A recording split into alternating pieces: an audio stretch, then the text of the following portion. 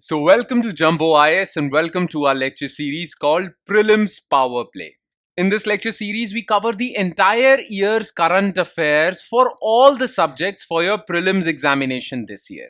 We have segregated the entire year's current affairs into subjects and we will cover them one by one. The reason for covering current affairs for the entire year is, well, very well. Why? Because current affairs form the most important portion of your examination. 50% of the MCQs in your prelims examination this year would be directly or indirectly related to current affairs. Therefore, you cannot choose to ignore current affairs at all. Think of this lecture as not current affairs lecture series, but think of it as a lecture series which covers the important topics of each and every subject. Okay? Because if you follow this lecture series diligently, well, then you will be able to secure at least 50% of your prelims exam this year, 50% of your GS portion this year. Okay?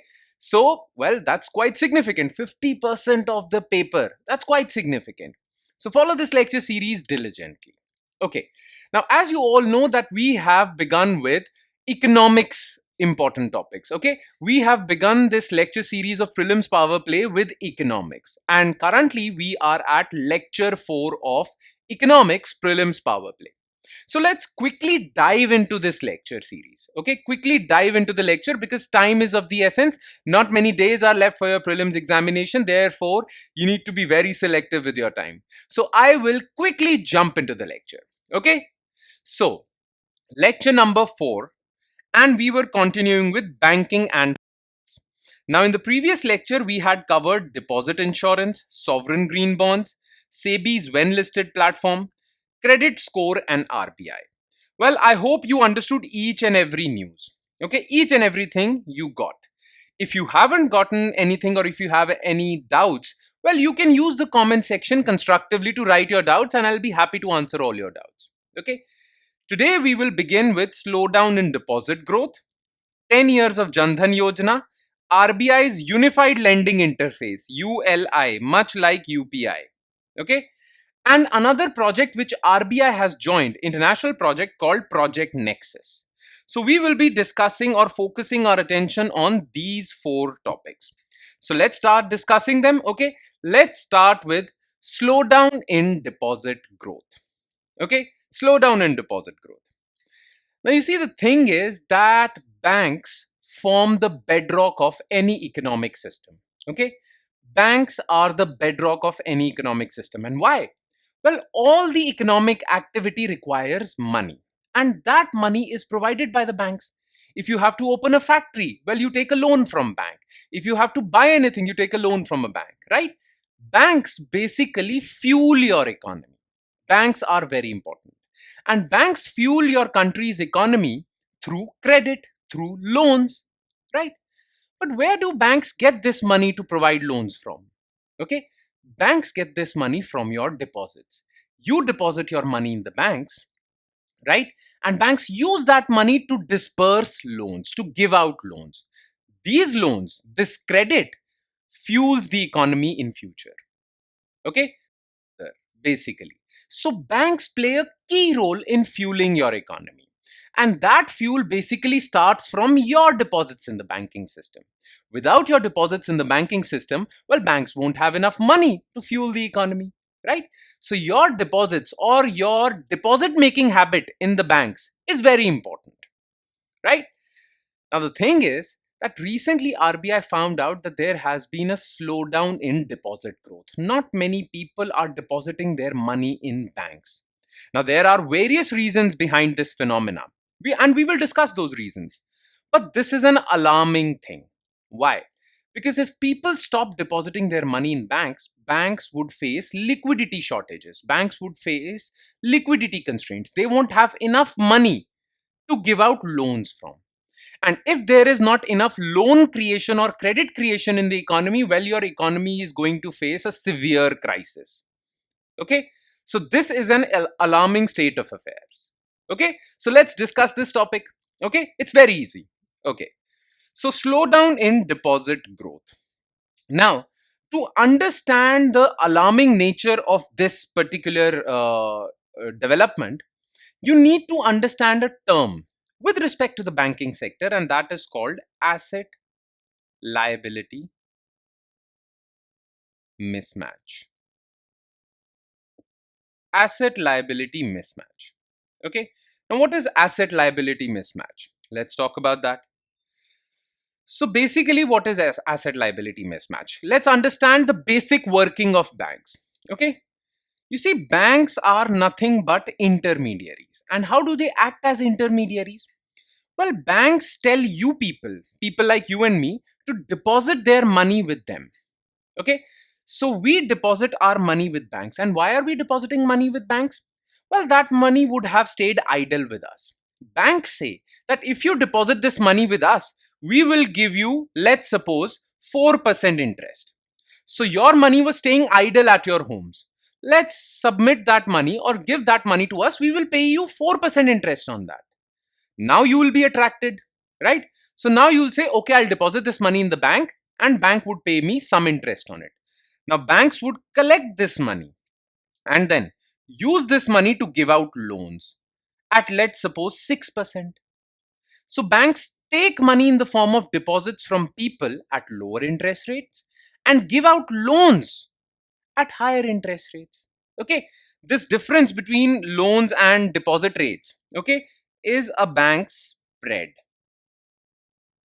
which in this example is 2%, and banks basically earn money through this 2%. Simple? Yes. Now the thing is, these deposits with banks are categorized as a bank's liability. Why is it a liability? Because banks have to return this money someday in future. Of course, you have deposited money with a bank with the expectation that your money is safe with that bank. You can collect that money anytime you want, right? So banks have to return this money sometime in future. So these deposits are a bank's liability, right? And the banks and the loans or credit given by banks, well, they are categorized as a bank's assets. Very simply put, okay, they are assets. Why are they called assets? Well, simply put, these are called assets because banks are earning money from it.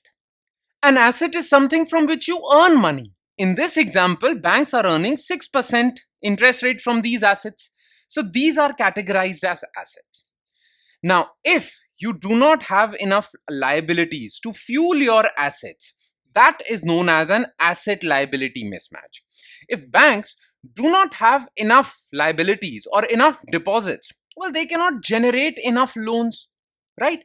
Or what if banks have given out loans, but they are not generating enough deposits to fuel those loans? That is called asset liability mismatch. And recently, RBI came out with a report. RBI says that there is a strong asset liability mismatch. As per RBI report, well, deposits last year grew by only 11.7%, whereas assets or loans or credits grew by 15%. Okay, so loans are increasing at a higher as compared to deposits. This has caused a significant asset liability mismatch. And if it continues further, RBI says that it will create serious situations.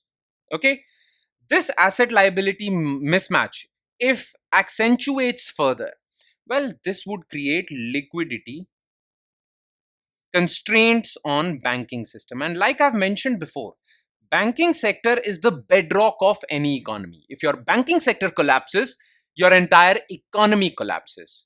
You have to say goodbye to your dream of becoming a $5 trillion economy. You have to say goodbye to that, because banking sector is the bedrock of any economic system. Okay, so RBI is particularly worried about this asset liability mismatch, liquidity constraints coming out from it. Okay, so remember this term asset liability mismatch, and MCQ might be created out of it. Now, RBI has also mentioned the reasons why this is happening, why deposits are not growing at a faster pace or at a commensurate pace equivalent to loan growth or credit growth, right? Why isn't that happening? Well, RBI says that deposits generally come from household savings, right? Now, households are now preferring stock market, share market, which is also called capital markets, over banks. And we have seen this around us also. more and more people are interested in investing in share market, and less people are interested in investing in, well, what do you say, FD, fixed deposit accounts, right? Now more and more people are interested in investing in stock market because stock markets are giving you more gain, right? So the reason for weak deposit growth as per RBI report is outflow of household savings from banks to capital markets. And there are a few reasons behind this outflow also. Number one is, well, during the lockdown period, stock markets skyrocketed. And many people who used to invest in stock markets, they started making YouTube videos also, okay, showing that they have gained a lot of money out of it. Therefore, more and more people started investing in stock markets. They opened their demat accounts. Demat accounts are those accounts which are compulsory for trading in stock market. Okay, more and more demat accounts opened during the lockdown phase because share markets skyrocketed. More and more people became interested in them, so they extracted money out of their bank accounts and invested in stock market. Okay, so the greed of higher returns, well, that was a major factor. Then, because of digital infrastructure and because of these online apps through which you can invest in capital markets, it has become easier for people like you and me to invest in stock markets, right? Earlier you had to find a broker, then you had to talk to him, and there were many hassles, a lot of paperwork. But because of the dawn of these digital apps like Zerodha, Grow, you must have listened to their ads also, right? Because of this digital infrastructure, it has become easier to invest in stock markets, right? So, digital infrastructure. Plus, there are many people who are not directly investing in stock markets. They are indirectly investing in stock markets. They are giving money to mutual funds, SIPs, okay, and these mutual funds are investing in stock market. So this is known as indirect investment in stock markets. So mutual funds and SIPs have also grown because people think that you can't earn that much return on investments in banks. You can earn a lot of money, lot of return on investments in mutual funds. There is this feeling among general population, okay, that is why this is happening. Now RBI has directed all the banks to come out with various programs and measures to attract people to deposit in banks, okay, to attract them to deposit in banks, invest in banks. So RBI has told banks to come out with innovative products, innovative deposit schemes, so that more and more people come to banks to deposit their money, because if this asset liability mismatch persists, it'll create a lot of problems. Clear? Simple? Okay, then let's move forward. Let's move forward to next news item, which is 10 years of Jan Dhan Yojana. Okay, now Jan Dhan Yojana, also known as Pradhan Mantri Jan Dhan Yojana, was launched in August 28th August 2014, in the first year of this Modi government, right? Now, what was Jan Dhan Yojana? Jan Dhan Yojana was about opening bank accounts for people who are unbanked, who don't use bank accounts. Okay, so to spread the usage of bank accounts, that was the primary purpose of Pradhan Mantri Jan Dhan Yojana. Because if more and more people will have bank accounts, well, this will create or this will allow financial inclusion. So more and more people would come towards financial services. Now, you know, Pradhan Mantri Jan Dhan Yojana has been quite successful because now many Indians, or most of these Indians, have bank accounts. And because they have bank accounts, many services are available to them. UPI, the success story of India, wouldn't have been successful without this Jan Dhan Yojana. If not many people had bank accounts, how would they work on UPI, right? Government provides subsidies directly to the bank accounts of people. But if those people did not have bank accounts, how would government provide subsidies? Make sense? So Jan Dhan Yojana was pivotal for digital governance, for digital transformation of India. Okay? Now this Jan Dhan Yojana actually completed 10 years in 2024, and to commemorate this 10-year anniversary of Jan Dhan Yojana, well, government listed out some of the achievements of Jan Dhan Yojana. Okay, so in this lecture, I will talk about what this Jan Dhan Yojana was, its specific features, its achievements, its advantages. That's it. Okay, So let's quickly jump to 10 years of Jan Dhan Yojana. Okay, so about Jan Dhan Yojana, it is also officially known as National Mission for Financial Inclusion. Okay, under Jan Dhan Yojana, government gave targets to various government agencies to open bank accounts for everyone. Okay, now the problem with opening bank accounts or saving accounts is that banks ask you to maintain a minimum balance. For some banks it is 10,000 rupees, for some banks it is 1,000 rupees. Banks always ask you to maintain a minimum balance, right? And because of that, some poor people are unwilling to open bank accounts. So government said that under Jan Dhan Yojana, we will open zero balance bank accounts for those who are unbanked. Okay, so zero balance Aadhaar linked basic savings account for unbanked. Now, the reason for Aadhaar linkage of all bank accounts was to basically uh, solidify identity of the person who is operating that bank account, because many money laundering organizations use fake bank accounts to make convert black money into white money. Okay, so to prevent all of that, to prevent money laundering, Aadhaar linkage was very important. But zero balance Aadhaar linked basic savings account for unbanked. Okay. Now, to attract more and more people to be a part of Jan Dhan Yojana and open zero balance bank accounts, government also provided RuPay debit cards to account holders. Now, through these RuPay debit cards, you can use ATMs, you can use cards for making payments and all that. Plus, to attract people further, all these people who were opening Jan Dhan accounts, they were given an accidental insurance cover of 1 lakh, okay, which was increased to 2 lakh in 2018. Then overdraft facility, if you have zero balance, then too you can withdraw money up to 10,000. So this is known as overdraft facility. That was also provided. Now, Pradhan Mantri Jan Dhan Yojana actually was a boon for government. The thing is, government provides a lot of subsidies.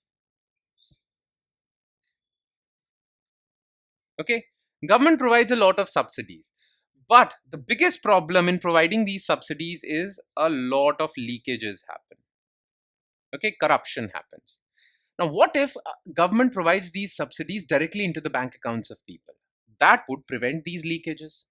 But for that, you need bank accounts, and bank accounts were rare among poor people, rural poor people, right? So through Jan Dhan Yojana, many people opened bank accounts, and because of that, subsidies could now be directly transferred into the bank accounts of people. This was known as direct benefit transfer. Okay. Now remember this: Pradhan Mantri Jan Dhan Yojana was implemented by Department of Financial Services, which is under Ministry of Finance. And in 1 week alone, well, Department of Financial Services opened more than 1.8 crore bank accounts. This actually broke Guinness World Records. India holds a special place in Guinness World Records for most bank accounts opened in 1 week. That was the success level of this scheme. Okay? Make sense? So remember these key facts. Now, what have been its achievements so far? So Jan Dhan Yojana accounts stand at 53.13 crore. So we have so far opened 53.13 crore. Half of the population has bank accounts now. Okay. 35.37 crore accounts in rural, semi-urban areas, and 17.76 crore account in urban areas. And why in urban areas there were less accounts opened? Because urban areas already have so many bank accounts, right? Total deposits in these Jan Dhan bank accounts was 2,31,235 crores. So a lot of money got into the formal system, formal banking system. And we just discussed, if if the deposit level increases in banks, banks can give out more credit, fueling Indian economy. So that was also one of the purposes of this scheme. Okay. More than half accounts are in the name of women, so women empowerment. A total of 36.14 crore RuPay debit cards have been issued. Now, the largest number of Jan Dhan accounts were opened in, well, PSBs, public sector banks, then regional rural banks, then private banks, and in the end, the least share was that of cooperative banks. Okay, the state where most bank accounts were opened was, well, UP, and the state or UT where least number of bank accounts under Jan Dhan were opened was Lakshadweep. Okay, UP for a very simple reason, it is the most populous state. So if there are going to be more people, well, there are going to be more bank accounts. Okay. Now, what were the benefits or the impact of this Yojana? So demand for banking services increased. Now more and more people have. So there is more demand for banking services. So therefore, banks were forced to expand their banking infrastructure. So more branches were opened, more ATMs were opened. This was good for the country. Then, because now everyone has a bank account, now you can easily roll out UPI, the payment revolution of India. Okay, Unified Payment Interface. So you can roll out UPI, and it was rolled out 2 years after Jan Dhan Yojana. Plus, it facilitated direct benefit transfer, so subsidies were now transmitted to the beneficiaries without leakages. As per World Bank's Findex database, 78% of Indian adults had a bank account in 2021 as compared to 53% 2014. So it was a huge success. Now the thing is, it was not the first time that government tried to open zero balance bank accounts for unbanked population. During the time of UPA, before Modi government, well, government came out with no frills account scheme. Okay, remember this name, no frills account scheme, which also had a similar purpose. But it was not implemented properly and therefore it was a failure. It was not that successful. But Jan Dhan Yojana was extremely successful. And we see the fruits of that success now. All right? Okay. That would be all as far as Jan Dhan Yojana is concerned. And now let's shift our focus to another topic, and that is called RBI's Unified Lending Interface. Now, what is Unified Lending Interface? We all are familiar with UPI and how UPI has transformed the payment ecosystem in India. It has now become so easy to make payments from one bank account to another. All you need to do is just download an app and then make payments. Earlier, it was not that easy, but through UPI, all bank accounts are now aggregated under one app, and you just have to know the number of a person, mobile number of a person, to make payments. And after the release of or rollout of QR codes, it has now become even easier. Okay, you can transfer money from one bank account to another very easily. And such was the success of UPI that now most people have forgotten how to use cash also. Most people do not depend on cash. Most people do Google Pay, Phone Pay, Bharat Pay, all that. UPI has become so successful that countries like USA also marvel at India's success. Okay, now RBI says that we can replicate the success of UPI to loan dispersal also. Currently, if you are to take a loan from a bank, it takes a lot of time. Okay, it takes a lot of paperwork also. What if, like UPI, there is an app through which you can take loan from any bank account and that loan gets processed within seconds? If that was the case, don't you think there will be more demand for loans? Because now it is easier for people to gather loans, to take loans. And now it will fuel the economy further because now more and more people would be taking credit to fulfill their consumption demands, to fulfill their investment demand and whatnot. So credit creation would also become simpler. UPI brought out a revolution in payment ecosystem. ULI, Unified Lending Interface, can also bring a revolution of sorts in the lending ecosystem. So RBI says that we are working on this idea, and within a year or two, this idea would come to fruition. Okay, this idea would be released, and we will see another revolution in India's financial system. Okay, this is what RBI's idea is. Okay, so RBI's Unified Lending Interface. Now, the thing is, to understand how Unified Lending Interface would be a game changer, you need to know what problems do we face currently when it comes to loan dispersal. Okay, so when you go out to take a loan from a bank, the bank has to analyze you first. Okay, the bank has to analyze whether you are a risky customer or a safe customer. Will you pay back this loan or not, on time or not, right? So for that, banks have to analyze a lot of your data. Banks have to analyze your credit history, your credit score, and all that stuff. Okay, so I'll give you an example. Okay, banks, if you are asking for a very huge amount of loan, banks would want to know your income tax statement. Whether you're a person who pays a lot of income tax, if you are that kind of a person, then you are earning a lot of money. That means you can pay back that loan. But that income tax data, the data of your income tax return, is with central government. Then there are many farmers who want to access loans, and to access those loans, they keep their land as collateral. So banks have to analyze your land records. Those land records are with state governments. Then banks also have to basically analyze your credit score. That credit score is with credit information companies. We have discussed this in the previous lecture. Okay.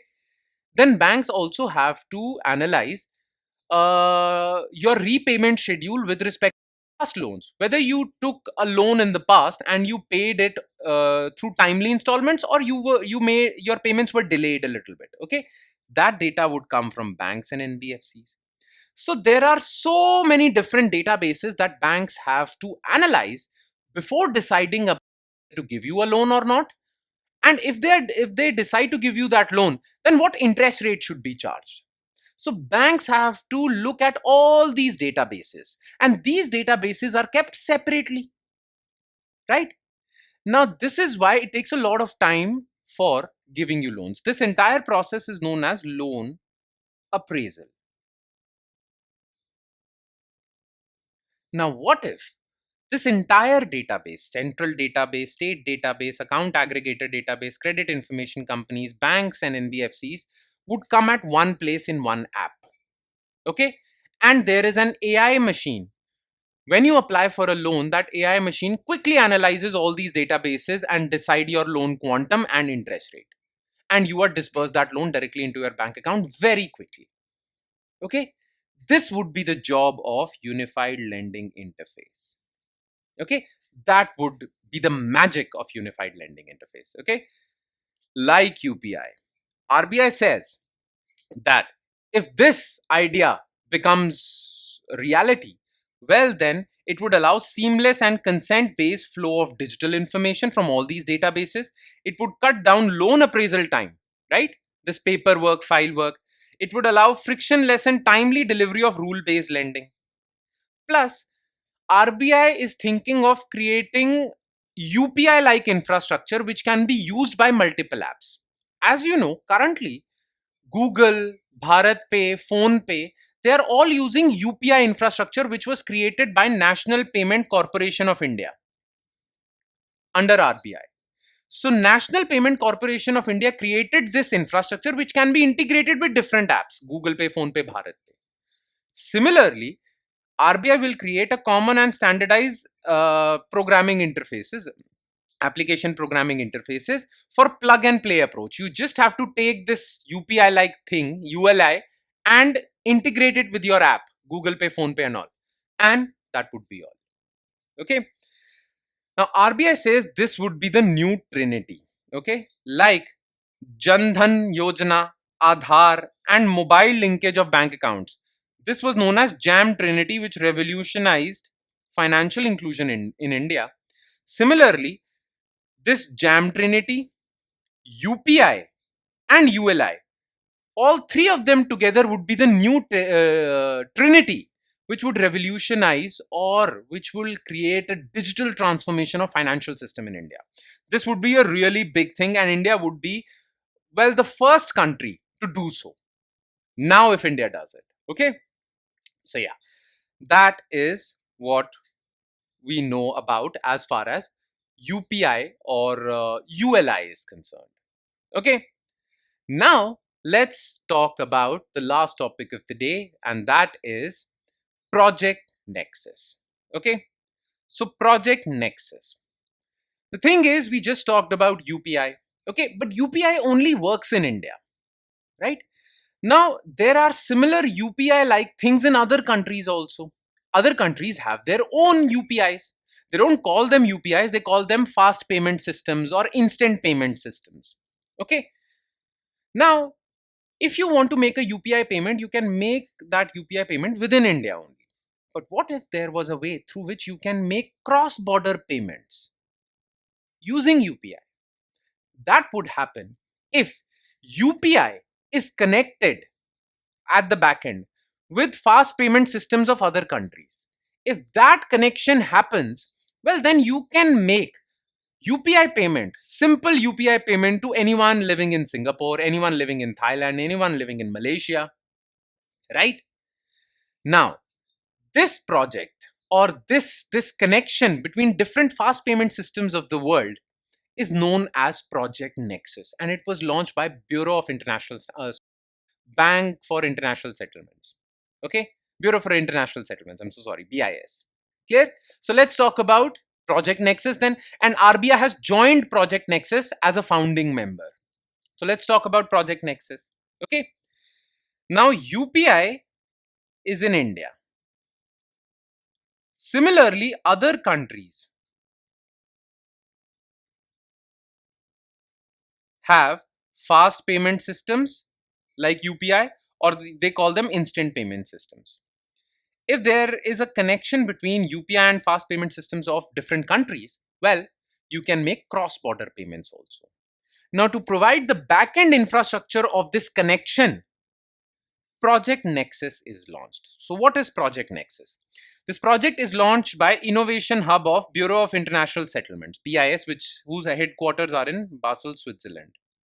Okay, it connects India's UPI with FPSs, fast payment systems of other countries.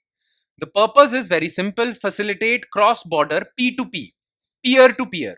That means from one person to another, person-to-person payments, and P2M, person-to-merchant, shopkeeper payments. Okay. This Project Nexus is designed to standardize the way IPS connect to each other. So it will be one infrastructure, and all these FPSs or IPSs would connect to that, and now they can do payments among each other. Okay. Now, countries so far that have joined Project Nexus. So India has joined Project Nexus so far, and 4 ASEAN countries, Southeast Asian countries have joined it. These ASEAN countries are Malaysia, Philippines, Singapore, and Thailand.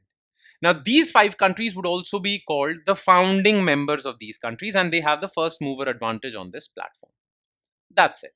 That's all you need to know as far as this topic is concerned, Project Nexus is concerned. And with that, we conclude today's session. Thank you so much for watching, everyone. And I'm sure it has added value to your preparation. Now, for those of you who are asking for notes of this lecture and other lectures and practice MCQs, because they are important for your prelims examination, well, don't worry. In a couple of days' time, you'll get the notes and practice MCQs for all these lectures. But let me tell you in advance, well, you have to revise from notes. You have to practice those MCQs, because only then you'll be able to solidify whatever we have discussed in your memory. Okay? So make sure you do all of that as soon as your notes and MCQs are available. And make this lecture series important. Make it a part of your routine. Okay? Follow this lecture series, because it would really brush up all the important topics for all the subjects. You'll be really prepared for your prelims examination 2025. So follow it diligently, okay? And in case you need any help from me, you just have to use the comment section and type your question or query or anything you want. I'll be happy to answer everything. Okay? All right. That's all from my side, guys, and I'll see you next time with lecture number 5 of Prelims Powerplay series. Thank you, everyone.